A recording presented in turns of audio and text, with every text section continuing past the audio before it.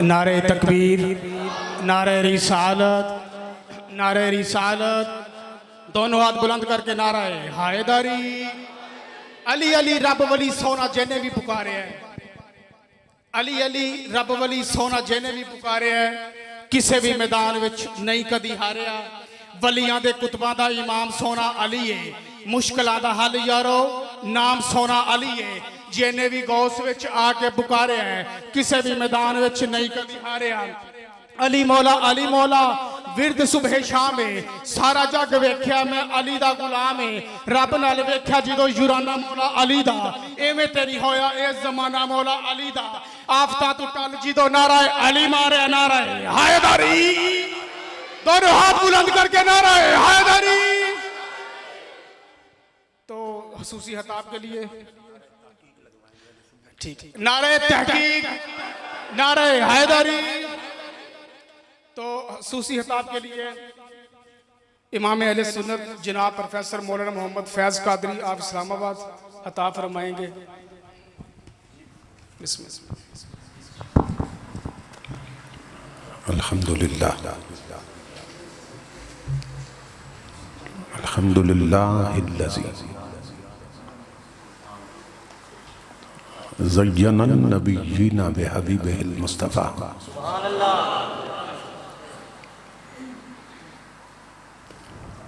ومن علی المؤمنین بنبیہ المجتبیٰ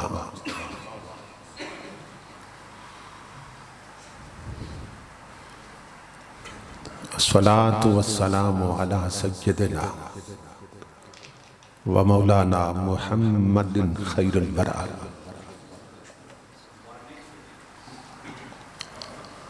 وعلى آلہ واصحابہ المتعدبین بالتقوی۔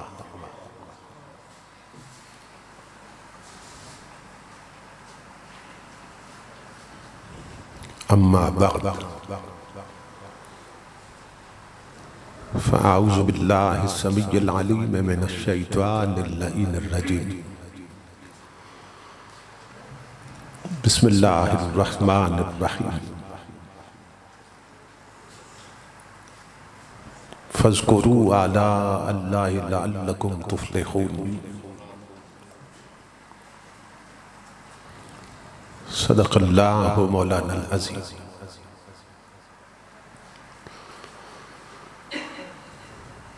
ان اللہ وملائکتہ یصلون علی النبی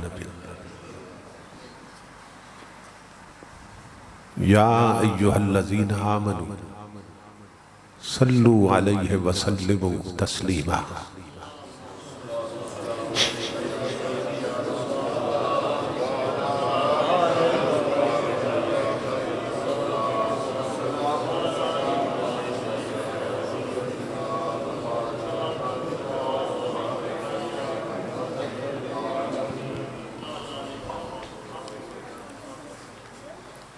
لائق صد احترام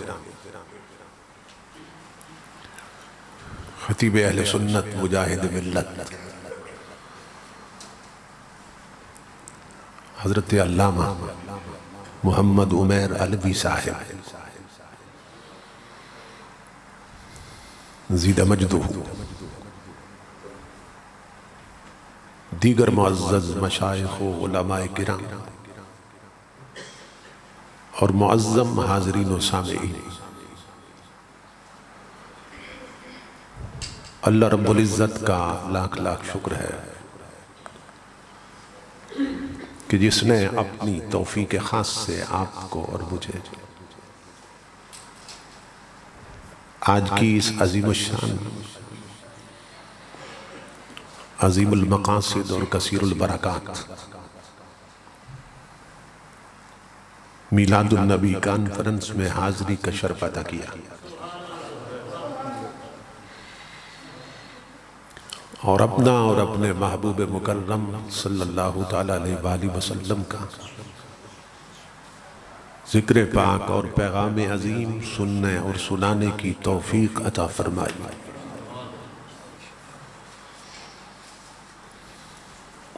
اس عظیم الشان پروگرام کے انعقاد پر میں آپ تمام حضرات کی خدمت میں بالعموم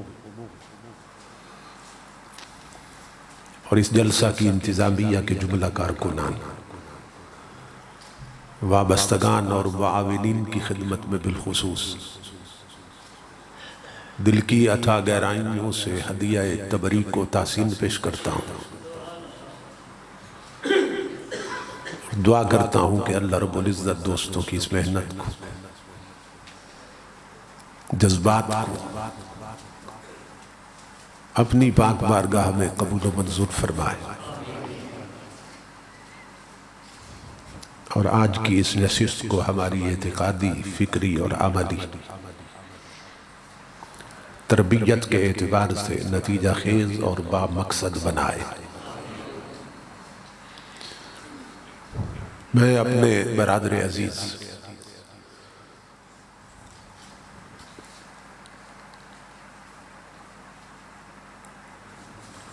محترم ظہیر عباس سیالوی صاحب کا شکر گزار ہوں کہ جن کے توسل سے تاریخ کا تعین ہوا اور میں اس پاکیزہ مجلس تک پہنچا ہوں۔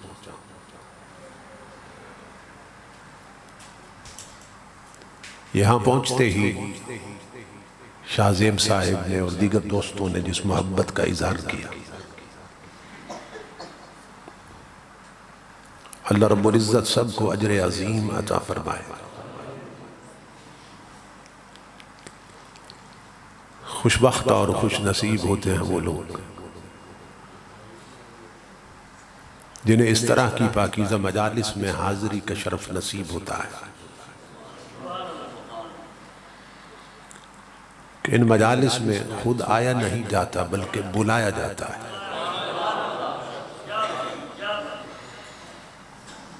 ہم دیکھتے ہیں، ہمارا مشاہدہ ہے کہ بہت سے لوگ بہت قریب رہ کے بھی نہیں آتے، اور بہت سے لوگ بہت دور سے پہنچ جاتے ہیں۔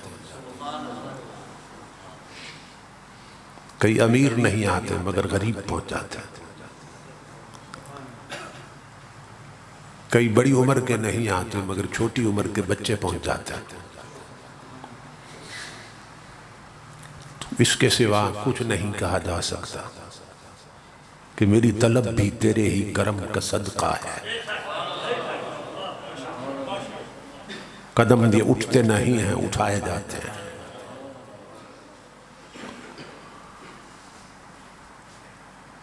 نبی اکرم صلی اللہ تعالیٰ علیہ وآلہ وسلم کا ارشاد گرامی ہے، اذا مررتم بریاض الجنت فرتعوا، کہ میرے غلاموں جب جنت کے باغوں میں جاؤ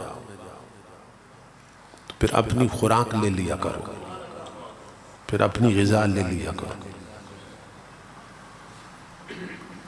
اصحاب رسول نے حیران ہو کے پوچھا، وما ریاض الجنت یا رسول اللہ صلی اللہ علیہ وسلم، یا رسول اللہ صلی اللہ علیہ وسلم، اس دنیا میں وہ جنت کے باغ کون سے ہیں؟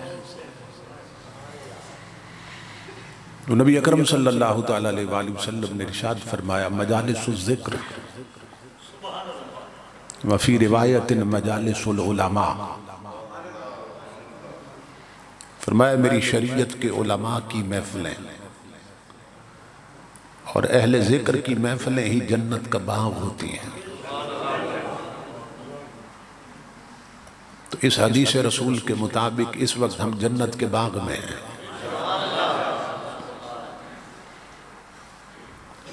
اور یہ دوری جنت ہے۔ حدیث پاک کا مفاد یہ ہے کہ اگر یہ مجلس کسی جنگل میں قائم کر دی جاتی تو اسے بھی جنت کے باغ میں تبدیل کر دیتے، لیکن چونکہ یہ میلاد کی مجلس مسجد میں ہو رہی ہے، اور مسجدیں ویسے ہی جنت ہیں، کیونکہ ایک اور حدیث پاک میں ہے، نبی اکرم صلی اللہ تعالیٰ علیہ وآلہ وسلم فرماتے ہیں کہ جب قیامت کے دن اللہ رب العزت اس زمین کو ختم کرنا چاہے گا، یہ زمین نہیں رہے گی، قرآن کہتا ہے وَالْأَرْضُ جَمِيعًا قَبْضَتُهُ يَوْمَ الْقِيَامَةِ وَالسَّمَاوَاتُ مَطْوِيَّاتٌ بِيَمِينِهِ۔ زمین کی بساط لپیٹ دی جائے گی، اللہ رب العزت زمین کو اپنے دست قدرت میں کر لے گا، اور آسمانوں کے شامیانے بھی لپیٹ دیے جائیں گے اور دست قدرت میں کر لے گا، تو یہ زمین نہیں رہے گی۔ لیکن حدیث پاک میں ہے کہ جب اللہ رب العزت زمین کو ختم کرنا چاہے گا تو کچھ فرشتوں کو زمین پہ بھیجے گا، انہیں حکم دے گا کہ جہاں جہاں مسجدیں بنی ہیں وہ سب ٹکڑے اٹھا کر میری جنت میں شامل کر دیے جائیں۔ تو زمین کے جتنے حصوں پہ مسجدیں بنی ہیں یہ سب جنت میں شامل ہونے والے ہیں۔ اس لیے بزرگ فرماتے ہیں کہ جو لوگ آذان سن کر گھر چھوڑ کر دکان چھوڑ کر کاروبار چھوڑ کر اس جنت میں نہیں آتے، وہ پل صراط سے گزر کر اس جنت میں بھی نہیں جا سکیں گے۔ یہ ایک سبق ہے جس کو عام کرنے کی ضرورت ہے، ایک پیغام ہے جس کو عام کرنے کی ضرورت ہے۔ دوستوں کو بتائیے کہ اگر اس جنت میں جانا ہے تو پھر اس جنت میں آنے کی عادت بنائیے۔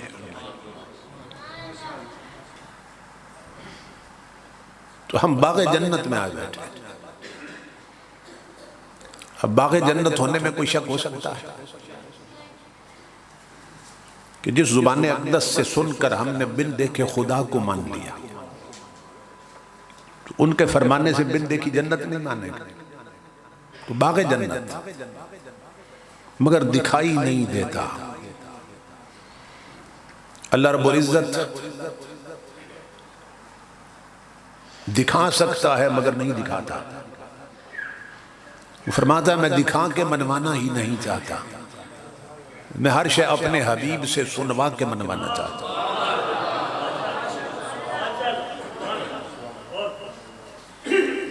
اگر تم نے دیکھ کے مانا تو وسیلہ تمہاری آنکھیں بنے گی، اور سن کے مانا تو وسیلہ میرا حبیب بنے گا۔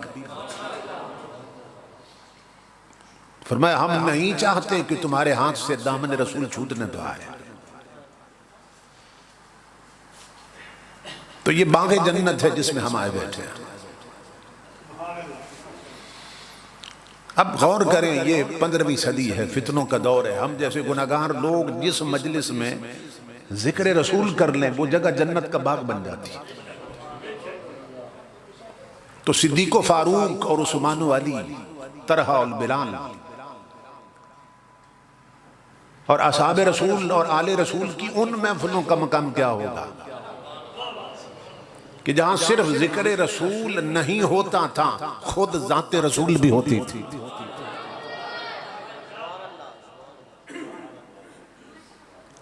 ازواج رسول کے ان گھروں کا مقام کیا ہوگا، اور اصحاب رسول کی ان مجالس کا مقام کیا ہوگا جہاں صرف ذکر رسول نہیں ہوتا تھا، خود ذات رسول بھی ہوتی تھی۔ کہ کوئی صحابی جب حدیث روایت کرتا ہے نا، وہ کہتا ہے رأیت رسول اللہ صلی اللہ علیہ وسلم یقول، میں نے محبوب کو دیکھا، میرے محبوب یوں فرما رہے تھے۔ کوئی صحابی روایت کرتا ہے، وہ کہتا ہے سمعت رسول اللہ صلی اللہ علیہ وسلم یقول، میں نے اپنے محبوب کو سنا، میرے محبوب یوں فرما رہے تھے۔ کوئی صحابی حدیث روایت کرتا ہے، کہتا ہے جلست عند رسول اللہ صلی اللہ علیہ وسلم، میں اپنے حبیب کے قدموں میں بیٹھا تھا، میرے حبیب یوں فرما رہے تھے۔ میں حضور کو سن رہا تھا، میں حضور کو دیکھ رہا تھا، میں حضور کے قدموں میں بیٹھا تھا۔ یہ جملے اصحاب رسول کے سوا کون بول سکتا ہے؟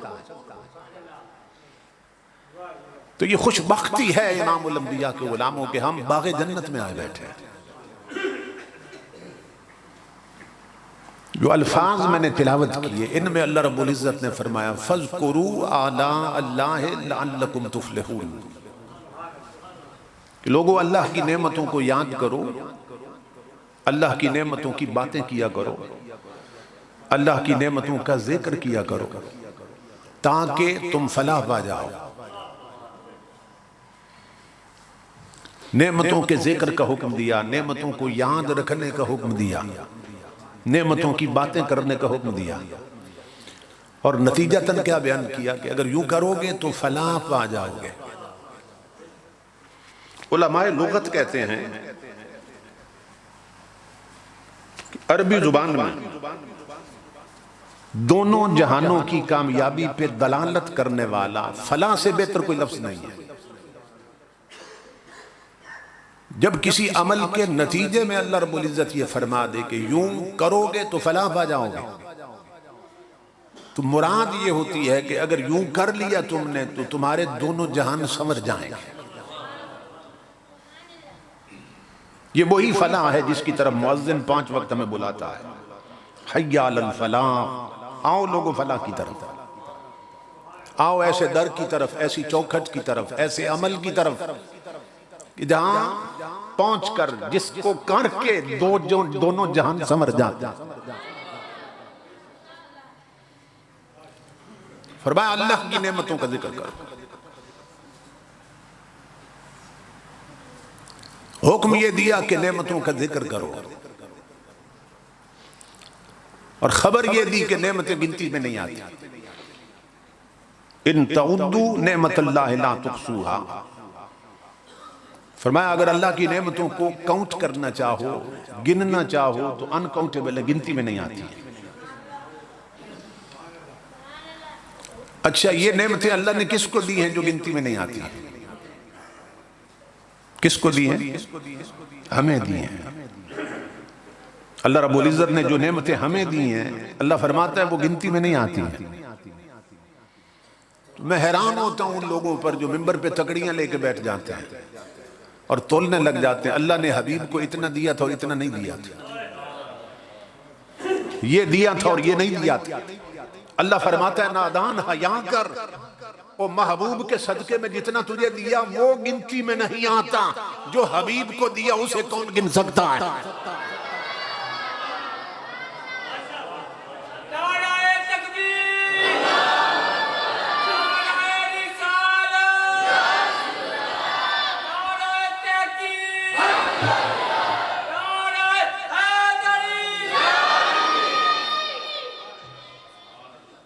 جس کے قدموں کی خیرات گنتی میں نہیں آتی، جو اس محبوب کو دیا اسے کون گن سکتا ہے. تو فرمایا جو نعمتیں تمہیں دی ہیں وہ گنتی سے باہر ہے، گنتی میں نہیں آتی ہیں. خبر یہ دی کہ گنتی میں نہیں آتی ہیں نعمتیں، اور حکم یہ دیا جو گنتی میں نہیں آتی ان کا ذکر کرو. اب مسئلہ پیدا ہو گیا، جب گنتی میں نہیں آتی، گنتی میں نہیں آتی تو ذکر میں کیسے آئیں گے؟ جس چیز کو آپ کاؤنٹ نہیں کر سکتے، جن چیزوں کو کاؤنٹ نہیں کر سکتے انہیں منشن کر سکتے ہیں، جنہیں گن نہیں سکتے ان کا ذکر کر سکتے ہیں؟ نہیں کر سکتے، مگر وہ مالک ہے اس نے حکم دے دیا. تو جب ایسی صورتحال بن جائے تو پھر جو علماء ہیں وہ قرآن و سنت کی روشنی میں ہمیں مخرج تلاش کر کے دیتے ہیں، ایگزٹ، راستہ تلاش کر کے دیتے ہیں کہ اللہ کے اس حکم پہ اب عمل کیسے ہوگا. جب قرآن حکیم نازل ہو رہا تھا ظاہری زمانہ نبوی میں، تو کوئی ایسی صورتحال بن جاتی تو اللہ رب العزت خود راستہ بنا دیتا تھا. کوئی آیت اتار کے خود راستہ بنا دیتا تھا. مثلا جب یہ آیت اتری تھی یا ایھا الذین آمنوا اتقوا اللہ حق تقاتہ ولا تموتن الا وانتم مسلمون، اے ایمان والو اللہ سے ایسے ڈرو جیسا ڈرنے کا حق ہے، اور خبردار مرنا تو مسلمان ہی مرنا، کچھ اور بن کے نہ مرنا، مسلمان ہی مرنا، اسلام پہ مرنا. اور حکم کیا دیا؟ ایمان والو اللہ سے ایسے ڈرو جیسا ڈرنے کا حق ہے۔ تو جب یہ الفاظ نازل ہوئے نا، یہ آیت اتری، اصحاب پیغمبر رونے لگ گئے۔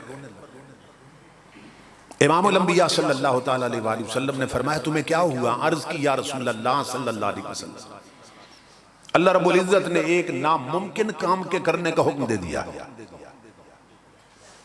جو ہماری طاقت میں نہیں ہے۔ وہ کہتے ہیں مجھ سے ایسے ڈرو جیسا ڈرنے کا حق ہے۔ ہم لمیٹڈ ہیں، وہ ان لمیٹڈ، ہم محدود ہیں، وہ لا محدود۔ تو حد والے بے حد سے ڈرنے کا حق کیسے ادا کر سکتے ہیں؟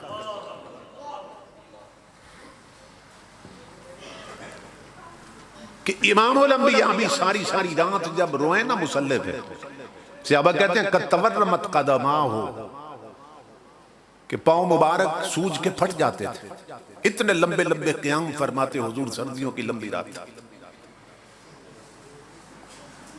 اور فجر کے وقت جب رات گزر جاتی تو ہاتھ اٹھاتے عرض کرتے اللہم ما عرفناک حق معرفتک، ما ذکرناک حق ذکرک، ما شکرناک حق شکرک، اے میرے رب ما عبدناک حق عبادتک، تیری معرفت کا جیسا حق تھا مجھ سے ادا نہیں ہوا،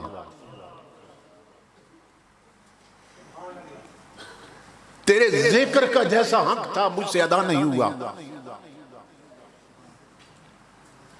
تیری بندگی کا جیسا حق تھا مجھ سے ادا نہیں ہوا۔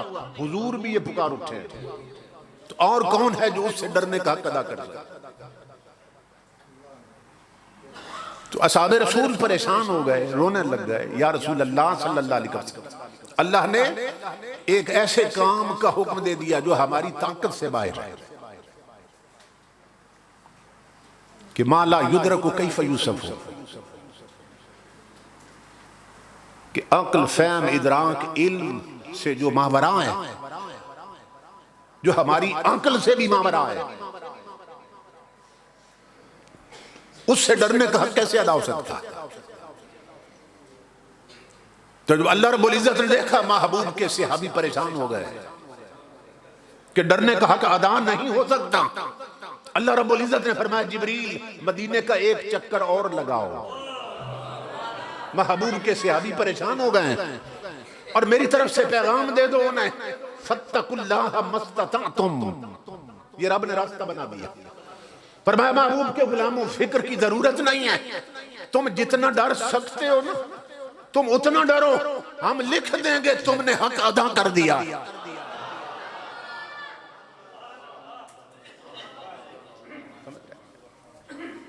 تب یہ الفاظ اترے تھے، فرمایا تم جتنا ڈر سکتے ہو اتنا ڈرو، جتنا طاقت میں تم اتنا ڈرو، ہم لکھ دیں گے تم نے حق ادا کر دیا۔ ایک مشکل بن گئی، اللہ رب العزت نے الفاظ اتار دیے قرآن حکیم اور راستہ بنا دیا۔ تو بعد میں جب مشکلات بنی نا اس طرح کی، تو پھر قرآن و سنت کی روشنی میں ہی پھر علماء ہمیں راستہ بتاتے ہیں۔ اب خبر کیا دی اللہ رب العزت نے کہ اس کی نعمتوں کا ذکر کرو، اور حکم یہ دیا، خبر یہ دی کہ اس کی نعمتیں گنتی سے باہر ہیں، اور حکم یہ دیا جو گنتی سے باہر ہیں ان کا ذکر کرو۔ اب کیسے ذکر کریں؟ اب علماء نے راستہ تلاش کیا، انہوں نے کہا اللہ کی نعمتوں میں سے تلاش کرتے ہیں کوئی ایسی نعمت جو آل ان ون ہو، کہ وہ اتنی بڑی نعمت ہو، کریں اس ایک نعمت کا ذکر، اور اللہ لکھ دے میرے بندے تو نے ہر نعمت کا ذکر کر دیا۔ النعمت الکبریٰ تلاش کرتے ہیں، ایسی نعمت جو اتنی بڑی ہو، اتنی عظیم ہو کہ کریں اسے ایک نعمت کا ذکر، اور اللہ لکھ دے میرے بندے تو نے ہر نعمت کا ذکر کر دیا ہے۔ تو جب تلاش کرنے نکلے نا تو تین بڑی نعمتیں سامنے آ گئی، تین بڑی نعمتیں سامنے آ گئی۔ امام الانبیاء کے غلاموں، ایک نعمت ہمارا اپنا وجود، یہ بہت بڑی نعمت، کیوں؟ اس لیے کہ کھانے کی جتنی نعمتیں ہیں، جسم ہے، اسے بھوک لگتی ہے تو ہم کھاتے ہیں نا. پینے کی جتنی نعمتیں ہیں، جسم کو پیاس لگتی ہے تو ہم پیتے ہیں. پہننے کی جتنی نعمتیں ہیں، جسم ہے تو ہم پہنتے ہیں نا. آپ تصور کریں نا، جتنی نعمتیں ہمارے ارد گرد، جتنی نعمتیں ہیں، تو ہمارا جسم ہے تو ہم تک پہنچ رہی ہیں نا. جسم نہ ہوتا تو یہ نعمتیں ہمیں نہ ملتی.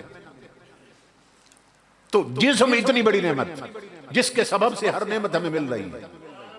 اب سوال پیدا ہوا کہ ہر نعمت مل رہی ہے جسم کے سبب سے، یہ جسم کس کے سبب سے ہے؟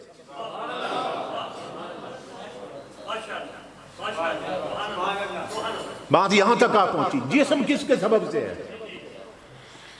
اس کا جواب موٹا سا یہ بنا کہ جسم ہے ماں باپ کے سبب سے. کیونکہ یہ عالم اسباب ہے، اختلاط زوجین سے آگے نسل چلتی ہے، اللہ کا بنایا ہوا نظام ہے. تو ماں باپ نہ ہوتے تو ہم نہ ہوتے. کہ جب کسی چیز کو وجود عطا کیا جاتا ہے اس کی 4 علتیں ہوتی ہیں. میں صرف 2 بیان کر دیتا ہوں. ایک علت مادی، ایک علت فاعلی. مثلا گھروں میں لوگ گھڑا رکھتے تھے، تو گھڑا کس چیز سے بنتا ہے؟ مٹی سے. خود بخود بنتا ہے یا کوئی بناتا ہے اسے؟ بناتا ہے. کون بناتا ہے؟ کمہار. تو جس شے سے گھڑا بنانا مٹی سے بنا تو مٹی اس کی علت مادی ہے، اور جس نے بنایا مٹی سے وہ علت فاعلی ہے، بنانے والا علت فاعلی ہے. تو بلا تشبیہ و بلا مثال ہم بھی بنے کہ نہ بنے، ہمیں بھی وجود عطا کیا گیا. تو بنایا کس نے؟ اور بنایا کس سے؟ ماں باپ سے. مٹی سے تو حضرت آدم علیہ السلام بنے تھے، ہمیں بنایا ماں باپ سے. تو ماں باپ ہماری علت مادی ہیں. ماں باپ نہ ہوتے تو ہم نہ ہوتے، اور ہم نہ ہوتے تو کوئی نعمت ہمیں نہ ملتی. اب سوال پیدا ہوا ماں باپ کس کے سبب سے ہیں؟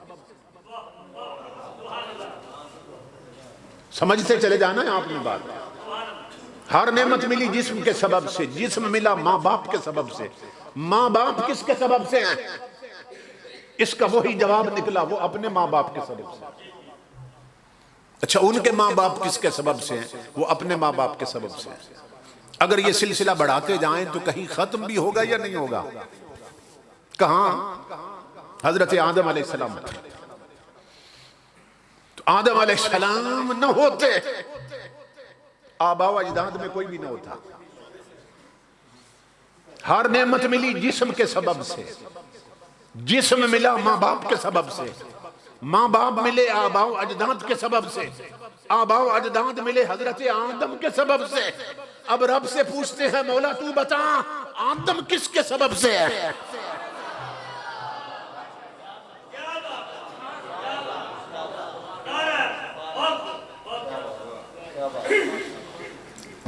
اب رب سے پوچھتے ہیں مولا تو بتا آدم کس کے سبب سے ہے؟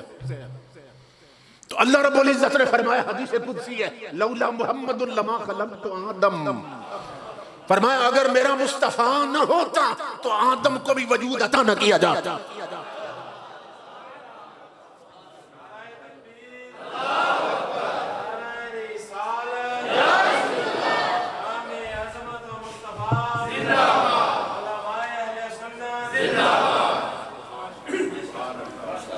ہر نعمت ملی جسم کے سبب سے، جسم ملا ماں باپ کے سبب سے، ماں باپ ملے آباء و اجداد کے سبب سے، آباء و اجداد ملے آدم کے سبب سے، آدم بنے محمد عربی کے سبب سے. اگر حضور نہ ہوتے تو حضرت آدم بھی نہ ہوتے.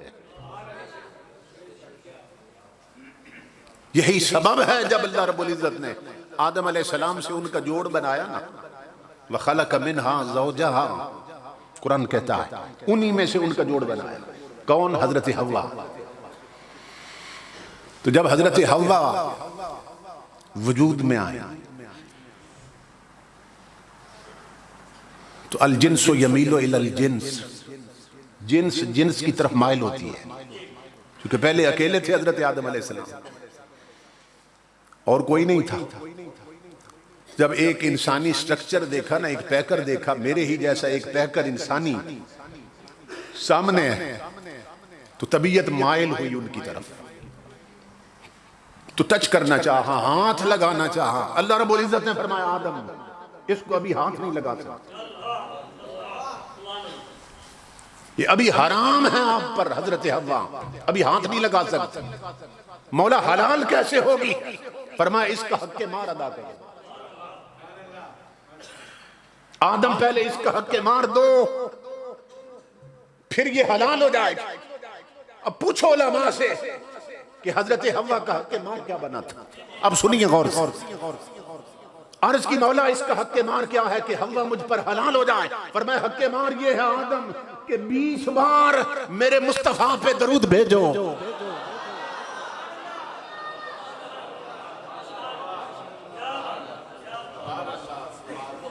سمجھ رہے ہیں؟ اس کا حق مار یہ جس کے سبب سے آدم تجھے وجود ملا، میرے اس حبیب پر 20 بار درود بھیجو، حضرت حوا تم پہ حلال ہو جائے۔ میرے ابا جی رحمت اللہ علیہ فرمایا کرتے تھے کہ جو درود سے پریشان ہوتا ہے نا، اس کے آدم علیہ السلام کی اولاد ہونے میں شک ہونے لگتا ہے کہ حضرت حوا کا حق مار 20 بار درود بنا تھا، 20 بار آدم میرے محبوب پہ درود بھیجو۔ درود کس پہ بھجوایا گیا؟ حضور پر۔ اب سوال یہ ہے امام الانبیاء کے غلاموں، آدم علیہ السلام پہلے بشر ہیں کہ نہیں ہیں؟ آدم علیہ السلام سے پہلے تو کوئی بشر نہیں تھا، یہ پہلے بشر ہیں نا، یہ تو سب جانتے ہیں۔ تو سوال یہ ہے اگر آدم سے پہلے مصطفیٰ نہ تھے تو درود کس پہ پڑھایا گیا ہے؟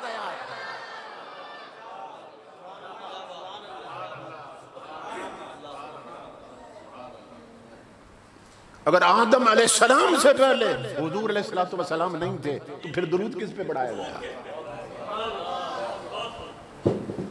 فرمایا آدم 20 بار میرے محبوب پہ درود بھیجو۔ ایک نکتہ عرض کر کے پھر پلٹ کے آتا ہوں۔ امام الانبیاء کے غلاموں، درود کس پہ بھجوایا گیا؟ حضور پر۔ یہ جو مار ہے نا، جس کو حق مار کہتے ہیں، یہ ٹوٹلی طور پہ عورت کا حق ہوتا ہے۔ جو مار ہے عورت کا حق ہوتا ہے، اس کی آبرو کا یہ حق ہوتا ہے کہ ہمیشہ کے لیے اپنے وجود کو سپرد کر رہی ہے اپنے سرتاج کے، یہ ٹوٹلی طور پہ اس کا حق ہوتا ہے۔ تو درود تو حضور پہ پہنچا، درود حضور پہ پڑھوایا گیا نا، تو درود تو حضور کو ملا، اور درود کے بدلے میں حضرت آدم کو حوا ملی، تو جس حوا کا حق تھا اسے کیا ملا؟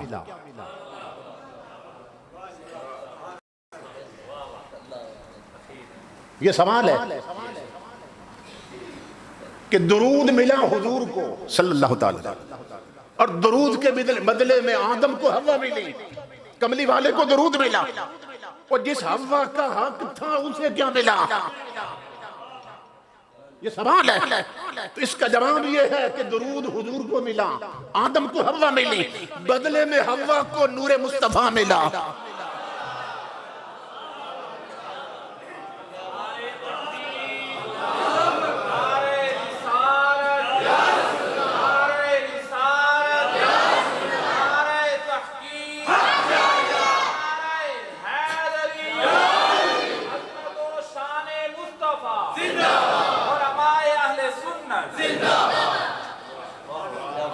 سمجھ رہے ہیں؟ تو اللہ رب العزت فرما رہا ہے میری نعمتوں کا ذکر کرو، میری نعمتوں کا ذکر کرو۔ کیوں کہ جب نعمتوں کا ذکر کرو گے نا تو پھر جس نے دی ہیں وہ بھی یاد آئے گا، اور جب میں یاد آؤں گا تو پھر میرا شکر بھی یاد آئے گا۔ اور شکر کیوں کروانا چاہتا ہے نعمتوں پر؟ فرمایا لَإِن شَكَرْتُمْ لَأَزِيدَنَّكُمْ، فرمایا اگر تم نے شکر کیا نعمتوں پر تو ہم نعمتیں گھٹنے نہیں دیں گے، نعمتیں بڑھاتے جائیں گے۔ کہا شکر والوں کی نعمتیں گھٹتی نہیں ہیں، بڑھتی جاتی ہیں۔ فرمایا شکر سے نعمتیں بڑھتی ہیں، اور یہ کسی سیاستدان کا وعدہ نہیں ہے، رحمان کا وعدہ ہے کہ اگر تم شکر گزار رہے، میرا شکر کرتے رہے، تو تمہاری نعمتیں گھٹنے نہیں دوں گا، نعمتیں بڑھاتا جاؤں گا۔ امام الانبیاء کے غلاموں، اب سوچنا یہ ہے کہ وہ کون سا شکر ہے جس پر نعمتیں بڑھتی ہیں؟ یہ تربیتی باتیں آگے، وہ کون سا شکر ہے جس پر نعمتیں بڑھتی ہیں؟ ہماری میجارٹی اور اکثریت اس شکر کو بھی نہیں جانتی جس پر نعمتیں بڑھتی ہیں۔ وہ کون سا شکر ہے؟ حضرت جنید بغدادی فرماتے ہیں رضی اللہ تعالیٰ عنہ، آپ فرماتے ہیں اللہ کا شکر یہ ہے نعمتوں پر کہ اس کی دی ہوئی نعمتوں سے اس کی نافرمانی چھوڑ دو، یہ اللہ کا شکر ہے کہ جو نعمتیں خدا نے دی ہیں تمہیں، اس کی دی ہوئی نعمتوں سے اس کی نافرمانی نہ کرو، یہ شکر ہے۔ بہت سے لوگ شاید نہیں سمجھے، اب میں مثالیں دے کے سمجھاتا ہوں۔ آنکھیں اللہ کی نعمت ہیں کہ نہیں ہیں؟ اللہ رب العزت فرماتا ہے میری اس نعمت کا شکر ادا کرو۔ کیا مطلب؟ کہ ان آنکھوں کے ساتھ وہ چیزیں دیکھنا چھوڑ دو جن کا دیکھنا اللہ اور اس کے رسول نے حرام کر دیا۔ آنکھوں کی نعمت کا شکر کیا ہے؟ حرام نہ دیکھنا۔ کان اللہ کی نعمت ہیں، اللہ فرماتا ہے میری اس نعمت کا شکر ادا کرو۔ کیا مطلب؟ ان کانوں کے ساتھ وہ چیزیں سننا چھوڑ دو جن کا سننا اللہ اور اس کے رسول نے حرام کر دیا ہے۔ ہاتھ اللہ کی نعمت ہیں، فرمایا اس کا شکر ادا کرو۔ کیا مطلب؟ ان ہاتھوں کے ساتھ ان چیزوں کو پکڑنا چھوڑ دو، ہاتھ لگانا چھوڑ دو جنہیں پکڑنا اور ہاتھ لگانا بھی اللہ اور اس کے رسول نے حرام کر دیا۔ پاؤں اللہ کی نعمت ہے، فرمایا اس کا شکر ادا کرو۔ کیا مطلب؟ ان پاؤں کے ساتھ ان بے حیائی اور بے غیرتی کے اڈوں پہ جانا چھوڑ دو جدھر چل کے جانا اللہ اور اس کے رسول نے حرام کر دیا۔ دل اور دماغ اللہ کی نعمت ہے، فرمایا اس کا شکر ادا کرو۔ کیا مطلب؟ اس دل اور دماغ کے ساتھ ان چیزوں کا تصور، تخیل اور سوچنا بھی چھوڑ دو کہ جن کا سوچنا بھی اللہ اور اس کے رسول نے حرام کر دیا۔ آنکھیں وہ نہ دیکھیں جو دیکھنا حرام، کان وہ نہ سنیں جو سننا حرام، ہاتھ وہ نہ پکڑیں جو پکڑنا حرام، پاؤں ادھر نہ چلیں جدھر چلنا حرام، دل و دماغ وہ نہ سوچیں جو سوچنا حرام۔ اس درجے میں اگر کسی کو شکر نصیب ہو جائے، اللہ رب العزت فرماتا ہے ہم نعمتیں گھٹنے نہیں دیں گے، نعمتیں بڑھاتے جائیں گے۔ اب بتائیے ہم میں سے کتنے لوگ ہیں جو اس درجے میں اللہ کا شکر ادا کر رہے ہیں؟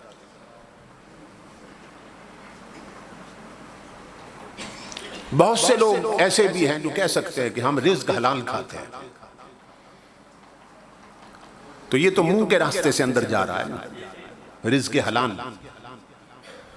لیکن آنکھیں حرام دیکھ رہی ہیں، کان حرام سن رہے ہیں، ہاتھ حرام پکڑ رہے ہیں، پاؤں حرام کی طرف بڑھ رہے ہیں۔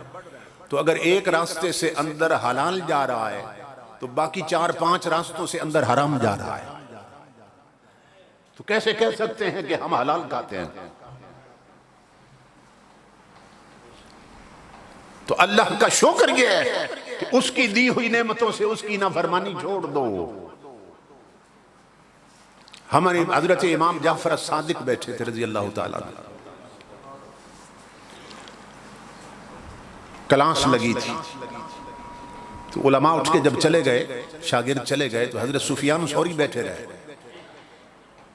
تو آپ نے فرمایا سفیان سب چلے گئے تم نہیں گئے، عرض کی آپ خون رسول ہیں، میں آپ سے نہ کوئی پتے کی بات پوچھنا چاہتا ہوں، کوئی گر کی بات ایسی بتا دے کہ میں پلے باندھ لوں اور وہ ایک بات زندگی بھر کے لیے مجھے کافی ہو جائے۔ حضرت امام جعفر الصادق نے فرمایا رضی اللہ تعالیٰ، آپ نے فرمایا سفیان تم نے سوال بڑا جامع کیا، اس کا جواب سن۔ فرمایا جو نعمتیں رب نے تمہیں دی ہیں اگر چاہو کہ کبھی گھٹنے نہ پائیں تو فرمایا ان نعمتوں پر اپنے رب کا شکر کبھی نہ بھولنا. فرمایا یہ پتہ کی بات ہے، اسے پلے باندھ لو کہ رب نے جو جو نعمتیں دی ہیں اگر چاہو کبھی کم نہ ہونے پائیں. ان نعمتوں پر رب کا شکر کبھی نہ بھولنا. کیا مطلب کہ رب کی دی ہوئی نعمتوں سے رب کی نافرمانی کبھی نہ کرنا. یہ اللہ کے شکر کا طریقہ ہے. امام الانبیاء کے غلام جو اللہ تعالیٰ کا شکر ادا کرتے ہیں ان کا حال کیا ہوتا ہے. میں ایک مثال لا رہا ہوں تاریخ سے.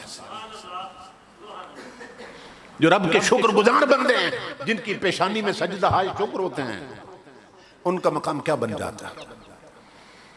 سن 1960 اور 70 کا جو عشرہ گزرا ہے اس میں ایک وقت ایسا بھی آیا جب ہمارے پاکستان میں گندم کا قحط پڑ گیا تھا. حکومت کے گودام خالی ہو گئے، ڈپو پر آٹا نہیں ملتا تھا، گندم کا قحط پڑ گیا تھا کہ ہمارے وزیر خوراک کو اعلان کرنا پڑا کہ ہم پاکستانیوں سے اپیل کرتے ہیں. وزیر اعظم کو اعلان کرنا پڑا کہ ہم عوام سے اپیل کرتے ہیں جو 2 روٹیاں کھاتے ہیں وہ 1 کھائیں، سبزیاں ابال کے بھوک مٹائیں. چونکہ گودام خالی ہو گئے، ڈپو پر آٹا ختم ہو گیا، گندم کا قحط پڑ گیا. ایک دن یہ وزیر اعظم اعلان کر رہا تھا، ایک دن وزیر اعلان کر رہا تھا، اور دوسرے دن امام الانبیاء کے غلاموں حضور کے ایک فقیر نے بھی اعلان کر دیا. ایک دن وزیر کا اعلان تھا کہ حکومت کے ڈپو پر آٹا ختم ہو گیا اور گودام خالی ہو گئے. دوسرے دن محمد عربی کے فقیر کا اعلان تھا. کون؟ پیر صاحب بابو جی آف گولڑا شریف، حضور پیر سیدنا میر علی شاہ کے بیٹے کا اعلان تھا رحمت اللہ تعالی علیہ. بابو جی صاحب نے اعلان کر دیا دوسرے دن، فرمایا پاکستانیوں گھبرانے کی ضرورت نہیں، ملک بنا ہے مصطفیٰ کے نام پر. جسے حکومت کے ڈپو سے آٹا نہ ملے وہ گولڑے کے لنگر سے لے جائے.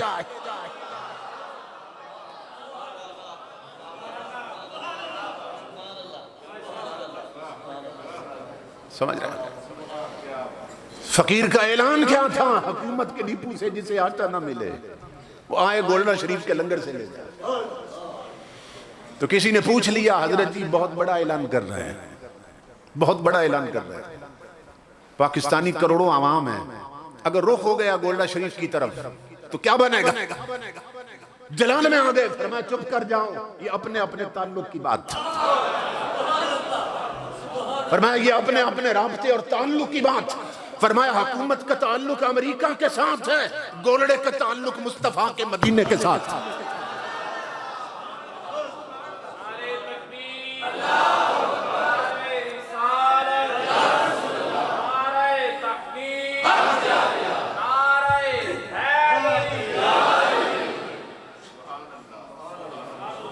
فرمایا یہ اپنے اپنے رابطے کی بات ہے. وہ بھی سچے ہیں جو کہتے ہیں گودام خالی ہو گئے، اور ہم بھی سچے ہیں جو کہتے ہیں ادھر سے لے جاؤ.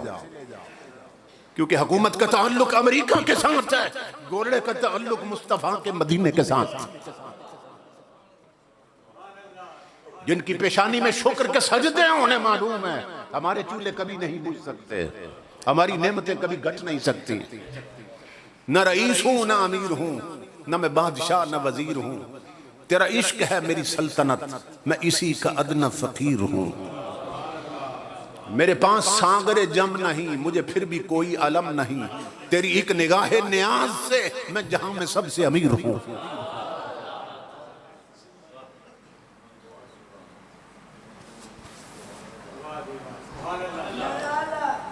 ہمارے راول پنڈی کے ساتھ حسن ابدال ہے، ایک چھوٹا سا شہر ہے، اس کے ساتھ ایک پہاڑ ہے جس پر حضرت ولی کندھاری کبھی بیٹھا کرتے تھے.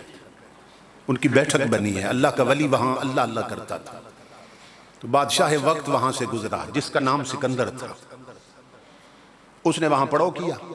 تو علاقے کے لوگوں کو جب معلوم ہوا کہ سکندر جا رہا ہے تو وہ آئے ملاقات کے لیے.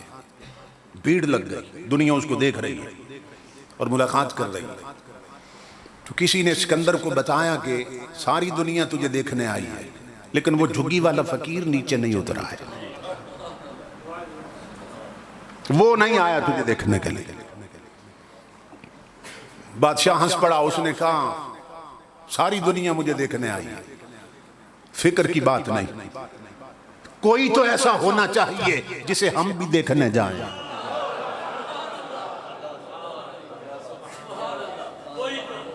ہاں، کوئی ایسا بھی ہونا چاہیے جسے ہم دیکھنے جائیں۔ ساری دنیا ہمیں ملنے آئی ہے، کوئی ایسا ہونا چاہیے جسے ہم ملنے جائیں۔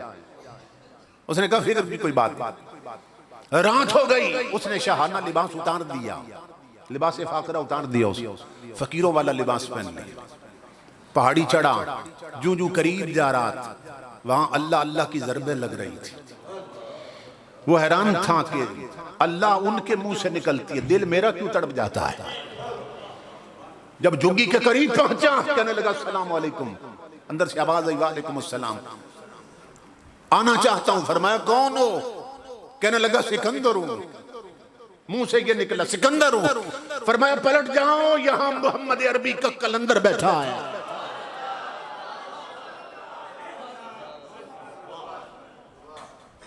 تم سکندر ہو تو یہاں قلندر بیٹھا ہے، یہاں مصطفیٰ کا قلندر بیٹھا ہے۔ چیخ نکلی سکندر کی، کہنے لگا حضور اللہ کی عزت کی قسم بادشاہ بن کے نہیں آیا، آپ کے در کا فقیر بن کے آیا، زیارت کا شرف بخشیے، اندر آنے کی اجازت تو دیجئے۔ آپ نے فرمایا اب آ جاؤ۔ جب اندر گیا قدم بوسی کی، بیٹھا رہا، دیکھا کہ مٹی کے برتن میں پانی ہے، اس میں روٹی کے خشک ٹکڑے بھگو کے رکھے ہوئے، پھٹے پرانے کپڑوں میں بیٹھے، ٹوٹی ہوئی چٹائی پہ بیٹھے۔ اس نے کہا حضرت آپ یہیں رہتے ہیں؟ فرمایا یہیں رہتا ہوں۔ اس نے کہا بڑی سخت زندگی گزار رہا ہے، بڑی تلخ زندگانی ہے کہ اس حال میں آپ زندگی گزار رہے ہیں، تو آپ میرے ساتھ چلیں، میں اپنے شبستان میں آپ کو جگہ دوں گا، اپنے محل میں ٹھہراؤں گا، آپ میرے نوکر چاکر آپ کی خدمت پہ لگے ہوں گے، کم خواب کے بستر ہوں گے۔ حضرت چھوڑیں جھگی، میرے ساتھ چلیں۔ محمد عربی کا فقیر جلال میں آ گیا، فرمایا دفع ہو جاؤ میری جھگی سے، فرمایا نکلو میری جھگی سے۔ فرمایا سن نادان، تخت سکندری پر وہ تھوکتے نہیں، بستر لگا ہوا ہے جن کا تیری گلی میں۔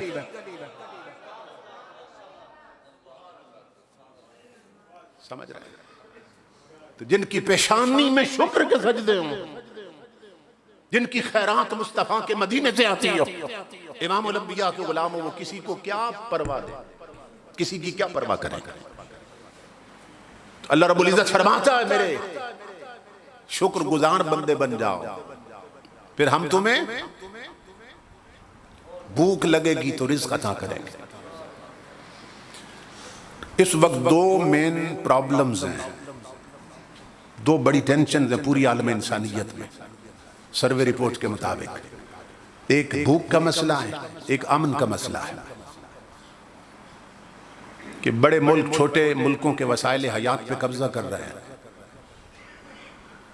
کبھی عراق کو اجاڑا جاتا ہے، کبھی افغانستان کو لوٹا جاتا ہے، اپنے ذخائر بڑھانے کے لیے، اپنی تجوریاں بھرنے کے لیے۔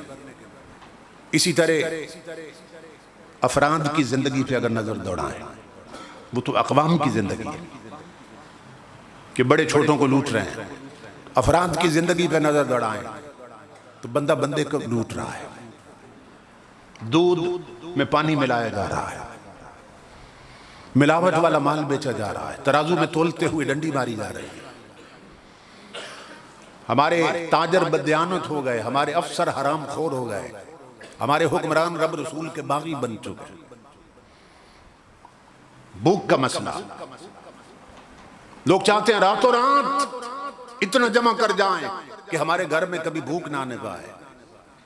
اور دوسرا امن کا مسئلہ ہے کہ جو جتنا بڑا ہے اس کی زندگی اتنی خطرے میں۔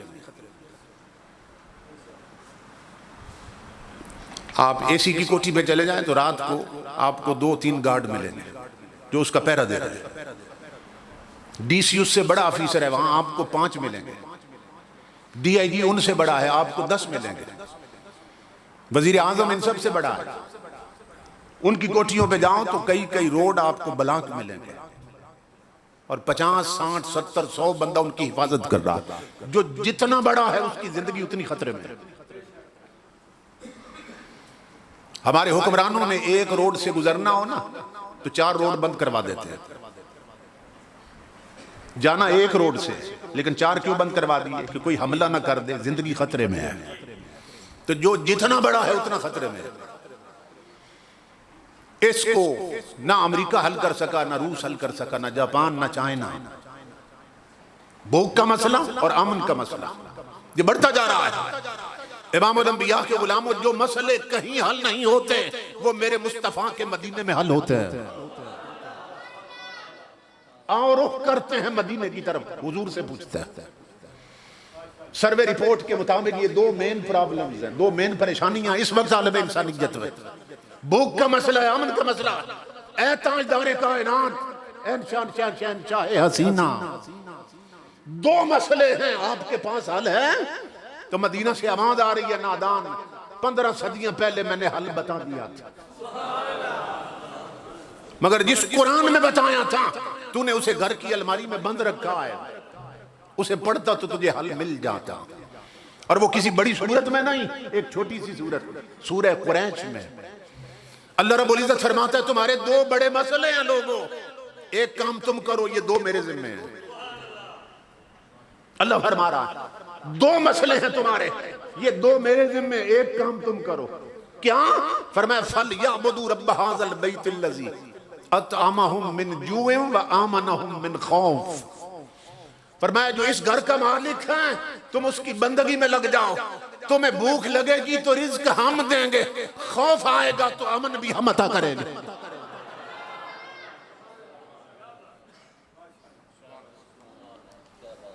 قرآن حکیم میں اللہ وعدہ فرما رہا ہے تم میری بندگی میں لگ جاؤ، تم میری بندگی میں لگ جاؤ، میری اطاعت میں لگ جاؤ، میرے محبوب کی غلامی میں لگ جاؤ. تمہیں خوف آئے گا تو امن ہم عطا کریں گے، بھوک لگے گی تو رزق بھی ہم عطا کریں گے. اس لیے اللہ والے بن جاؤ، اللہ سے لو لگا دو، پیشانیوں میں سجدوں کا نور بھرو، پاؤں کو مسجدوں کے راستوں پہ چلنے کا عادی بناؤ. بچے کچھ سیکھنے کے قابل ہوں تو انگلش میڈیم سکولوں میں بعد میں بھیجو، ان کی گھٹی میں نبی کا قرآن پہلے ڈال دو، انہیں حضور کا دین پہلے سکھاؤ تاکہ ان کی خیرات مدینے سے آنا شروع ہو جائے، ان پر فضل ربی اترنے لگ جائے. امام الانبیاء کے غلاموں، فرمایا خوف ہوگا تو امن ہم عطا کریں گے، اور بھوک لگے گی تو رزق ہم عطا کریں گے. اب خوف ہو تو امن کیسے دیتا ہے؟ تاریخ سے ایک مثال پیش کر کے خطاب ختم کرتا ہوں. خوف والوں کو امن کیسے دیتا ہے؟ آج جو طاغوتی طاقت ہے، جو اپنے آپ کو سپر پاور نہیں کہتا، میں اب سپریم پاور ہوں، اس کے پاس کئی بحری بیڑے ہیں. تو تاریخ میں ہے کہ اس وقت جو سپر پاور تھی نا، طاغوتی طاقت، شیطانی طاقت، ان کے پاس ایک بحری بیڑا تھا، اور جس علاقے کو برباد کرنا ہوتا اپنا بحری بیڑا اس علاقے میں بھیج دیتا تھا. جیسے آج ہو رہا ہے، اب تو اس کے ہزاروں بحری بیڑے ہیں. تو انہوں نے پروگرام بنایا، انہوں نے کہا مسلمان اس دور میں نہتے ہیں، کمزور ہیں، تو اگر اپنا بحری بیڑا بھیج دیا جائے تو ہم مسلمانوں کو تہس نہس کر کے رکھتے ہیں، ان کا خاتمہ کرتے ہیں. انہوں نے بحری بیڑا تیار کر لیا اور وہ حرکت میں آ گیا. لیکن اس دور میں حکمران کون تھا؟ حضرت صلاح الدین ایوبی رحمت اللہ تعالی. یہ حکمران تھے، مجاہد حکمران تھے، ہیجڑے حکمران نہیں تھے، مجاہد حکمران تھے.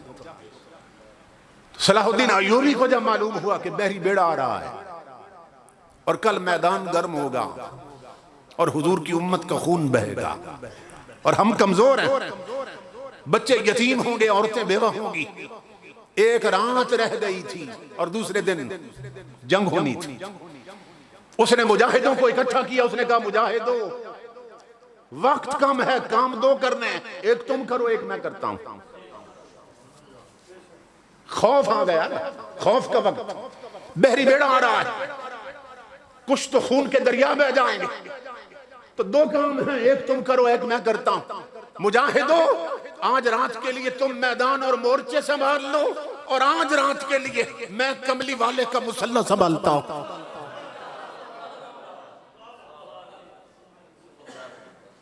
اس نے کہا میں حضور کا مصلی سنبھال لیتا ہوں، تم میدان سنبھال لو۔ قریبی مسجد اقصیٰ تھی، حضرت صلاح الدین ایوبی نے عشاء کی نماز وہاں باجماعت پڑھی۔ جب نمازی نکل گئے نا، اس نے اندر سے کنڈیاں لگا لی، اکیلا تنہا رہ گیا مسجد میں۔ آیا مسجد کے محراب کے پاس، اپنی پیشانی زمین پہ رکھ دی اور رویا اللہ کی بارگاہ میں، مولا میں جانتا ہوں میری نالائکی کی وجہ سے یہ مصیبت آ رہی ہے، میں کمزور ہوں، میری کمزوریاں، میری نالائکیاں ہیں، مگر تیرے محبوب کی امت، اور تو جانتا ہے میرے رب کہ میں 500 بار تیرے محبوب پہ درود پڑے بغیر کبھی سویا نہیں ہوں، تجھے واسطہ ہے کاملی والے کی زلفوں کا، مدینہ سے کوئی خیرات بھیج، ورنہ محبوب کی امت لٹ جائے گی، بچے یتیم ہوں گے، عورتیں بیوہ ہو جائیں گی، مولا کرم کر دے۔ ساری رات روتا رہا مصلی پر۔ رات گزرنے کی خبر تب ہوئی اسے جب مسجد کے مینار پر مؤذن نے فجر کی اذان شروع کر دی۔ اس نے سجدے سے سر اٹھایا، آنسو صاف کیے، کنڈیاں کھول دی اس نے، نمازی اندر آئے، فجر کی نماز جماعت کے ساتھ اس نے ادا کی۔ سارے نمازی نکلے تو صلاح الدین ایوبی بھی نکلا ان کے ساتھ۔ جب مسجد کے مین گیٹ سے نکلے نا تو سامنے پھٹے کپڑوں میں ایک مصطفیٰ کا فقیر کھڑا تھا۔ اس نے یوں بازو پھیلا دی، اس نے کہا صلاح الدین بیٹا آؤ میرے سینے لگ جاؤ۔ سینے لگا کر فقیر نے ماتھا چوما، کہا صلاح الدین تجھے مبارک ہو، تیرے رات کے آنسوؤں نے دشمن کا بیڑا ہی غرق کر دیا۔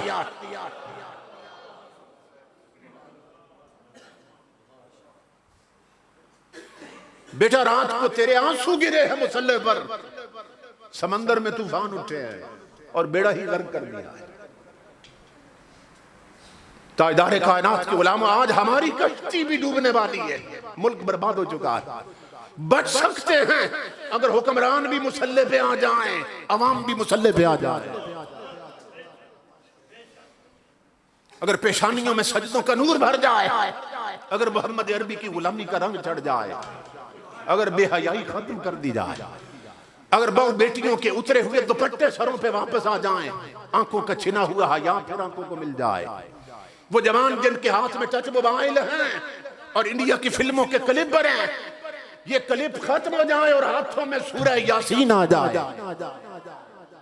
بہو بیٹیوں کے ہاتھ میں رومانٹک ناول نہ رہے، سیرت فاطمہ زہرا کی کتابیں آ جائیں، سیرت عائشہ صدیقہ کی کتابیں آ جائیں، پھر سے مدینے سے خیرات مل سکتی ہے، پھر سے عرش الہی سے اللہ کا فضل شامل حال ہو سکتا ہے۔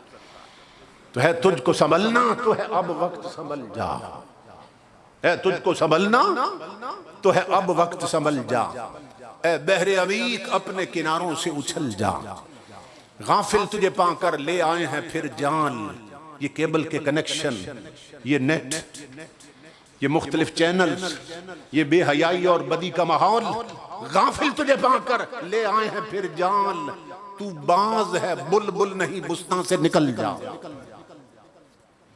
تو شاہین ہے محمد عربی کا شاہین ہے، تو باز ہے بلبل نہیں بستان سے نکل جا، باطل سے نہ ڈر جنگ کے میدان میں اتر جا، رکھ حق پہ نظر ماہو سریا سے گزر جا، کی تجھ کو حسین ابن علی نے یہ وصیت، مرنا ہے تو ڈر موت سے، جینا ہے تو مر جا۔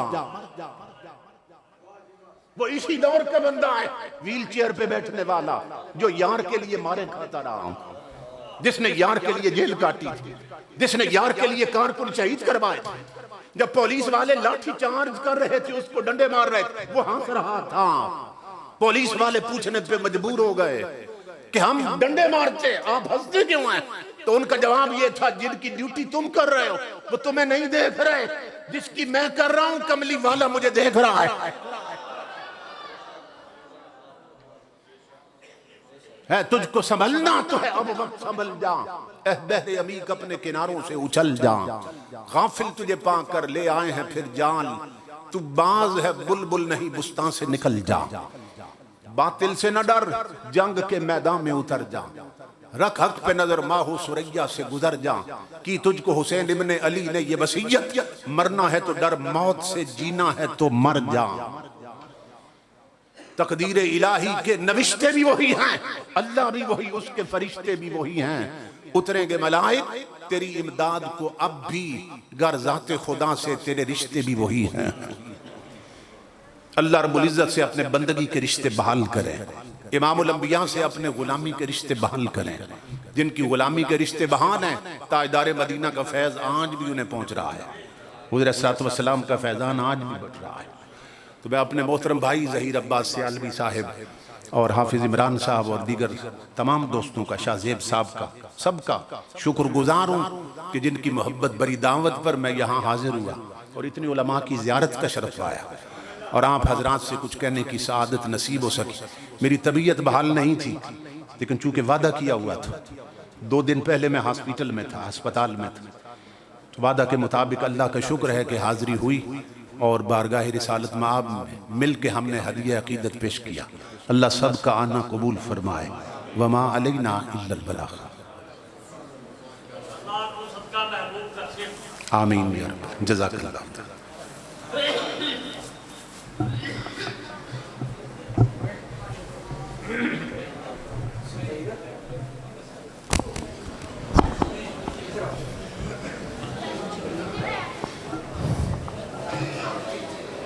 ہون تواڈے سامنے رانا جوید انجم صاحب ہون کے اپنا خطاب کریں گے۔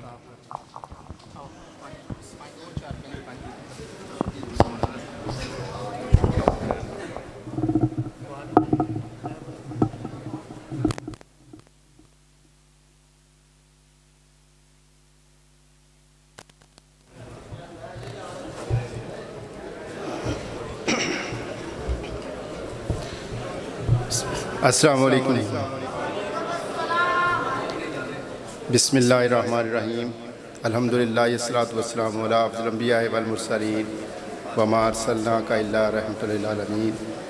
اللہم صلی علی محمد وعلی آل محمد کما صلیت علی ابراہیم وعلی آل ابراہیم انک حمید مجید۔ اللہم بارک علی محمد وعلی آل محمد کما بارکت علی ابراہیم وعلی آل ابراہیم انک حمید مجید۔ سب تو پہلی گل ہے کہ کوئی گل مولانا صاحب نے کوئی ایسی چھڈی نہیں جڑی فردر اگوں کیتی جائے، لیکن یہ کہ میرے واسطے بڑے اعزاز کی گل ہے کہ سب حضرات نال ملاقات اور گل بات کرنے کا موقع ملیا۔ جزاک اللہ خیر۔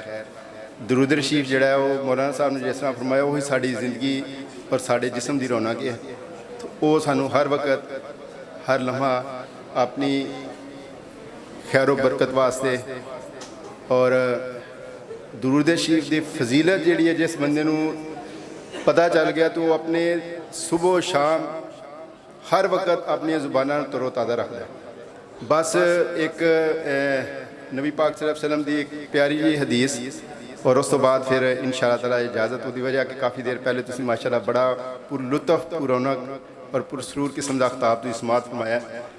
حدیث قدسی نبی کریم صلی اللہ علیہ وسلم دا فرمان، لفظ ایک وفا مطلب ہوتا ہے کسی دے نال کھڑے ہو جانا۔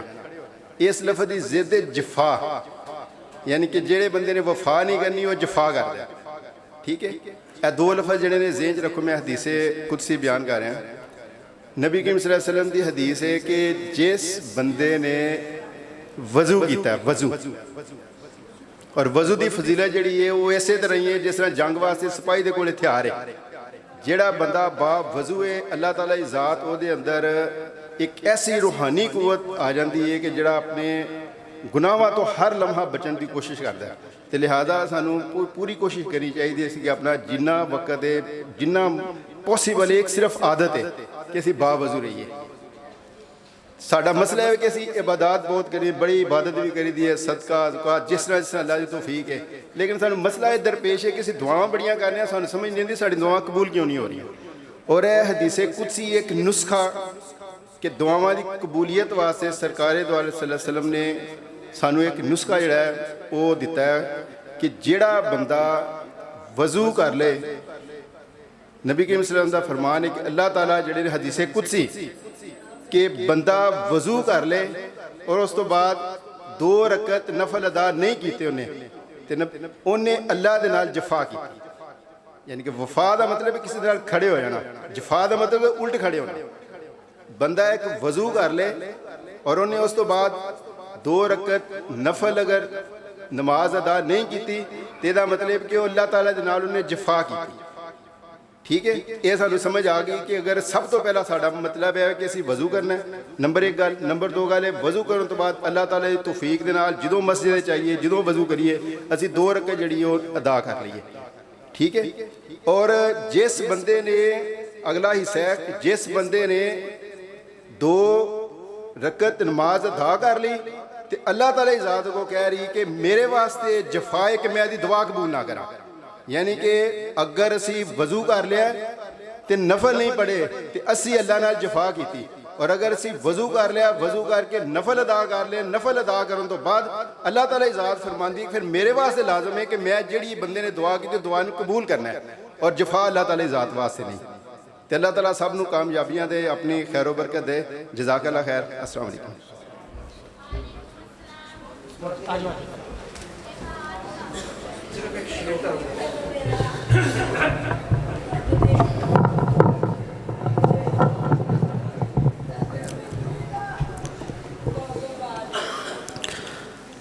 جناب محترم رانا جاوید انجم صاحب تشریف لاتے ہیں. حضرت علامہ مولانا پروفیسر ڈاکٹر محمد عمر فیض قادری صاحب کو اعزازی شیلڈز دیں گے. جناب محترم رانا جاوید انجم صاحب.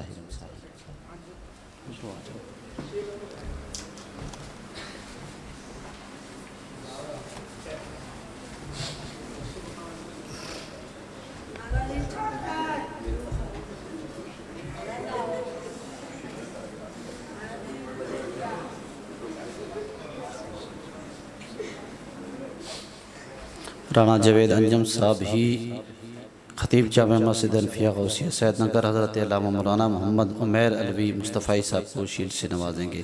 جناب محترم رانا جاوید انجم صاحب.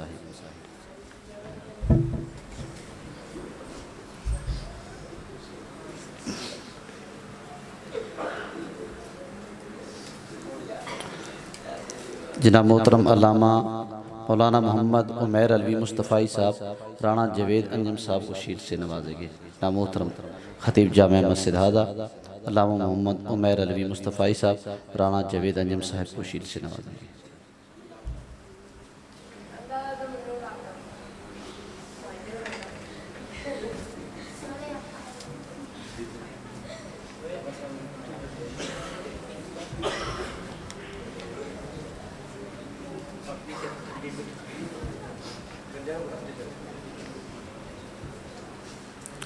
میاں عبدالقیوم صاحب تشریف لاتے ہیں اسٹیج. امام مسجد گلزار مدینہ میاں عبدالقیوم صاحب. جناب رانا جاوید انجم صاحب تشریف لے آئیں.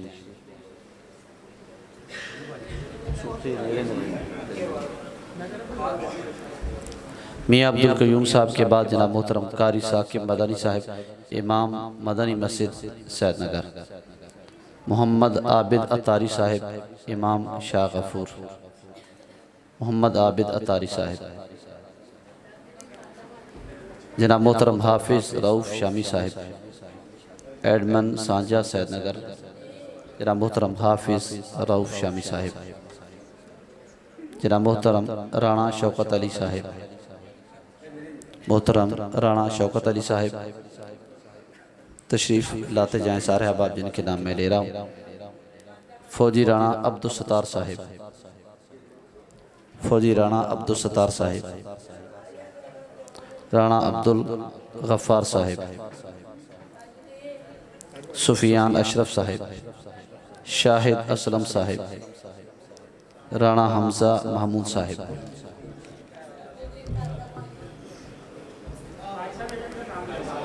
رانا شاہزیب سرور صاحب. ٹائمنگ تھوڑا ہے.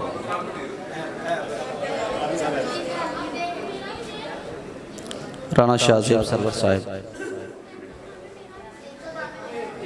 یہ ادھر لائن میں آتے جائیں, جدھر بھی بیٹھے ہیں ایک دوست لے لے تو دوسرا فوراً سٹیج پہ آ جائے. رانا محمد طارق سرور صاحب.